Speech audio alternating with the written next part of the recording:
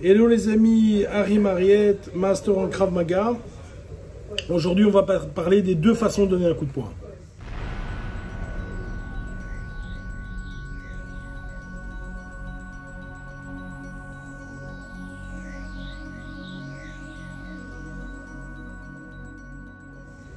Voilà, je suis en week-end ici à Lisbonne et j'ai un de mes abonnés qui est un conducteur de pouce-pouce qui m'a reconnu. Et donc on a un peu parlé, etc. Et il voulait absolument faire une vidéo avec moi, ou des photos, etc.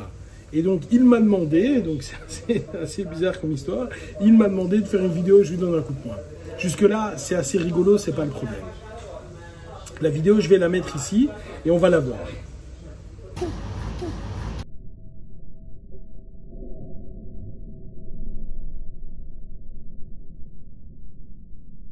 Voilà, vous venez de voir la vidéo et c'est évidemment quelque chose qui n'est pas du tout exceptionnel, je joue un peu avec lui. Néanmoins, si vous regardez cette vidéo au ralenti, vous allez voir quelques points qui sont quand même assez intéressants. Il y a deux types de façons de donner un coup de poing. La première, c'est celle que j'ai faite dans la vidéo. Je lance mon poing et ensuite il y a mon corps qui suit. La deuxième façon de donner un coup de poing, c'est l'inverse. C'est mon corps qui initie le coup de poing et je vais mettre ma hanche à crever pour donner le maximum de force sur ce que je vais toucher. Quand est-ce qu'on donne l'un, quand est-ce qu'on donne l'autre? Le coup de poing qui va démarrer, mon poing démarre et mon corps suit, c'est un coup de poing de démarrage de fight. On est en train de discuter où la situation s'envenime et là je lui donne un coup de poing et ensuite ma hanche suit.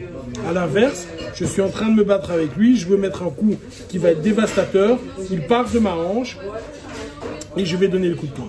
Je pense que vous saisissez les deux approches. Néanmoins, dans cette vidéo, il y a quelques points qui sont intéressants.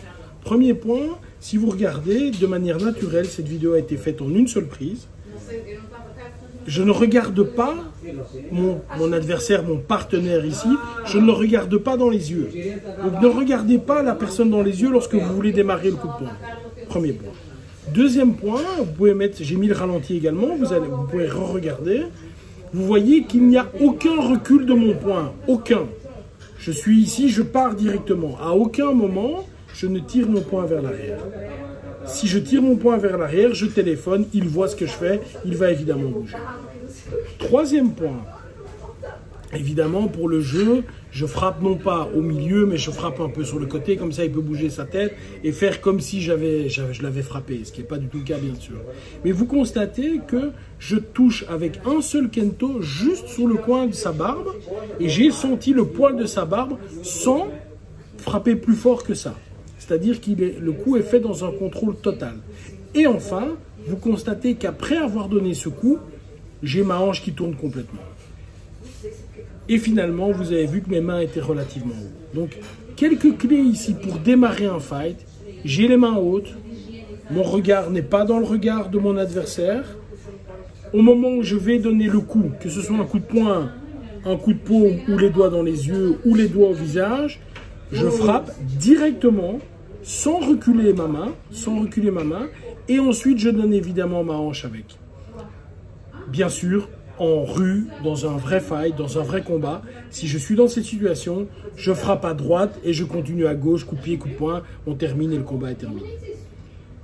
Un rappel encore, vous connaissez ma philosophie là-dessus, on ne se bat pas. Mais si tu es pris dans une situation où il y a un ou deux gars, ils ont vraiment des sales têtes, ils t'ont déjà bousculé une fois ou deux, il est mieux de démarrer le combat pour t'en sortir vivant. Ok? Bye bye.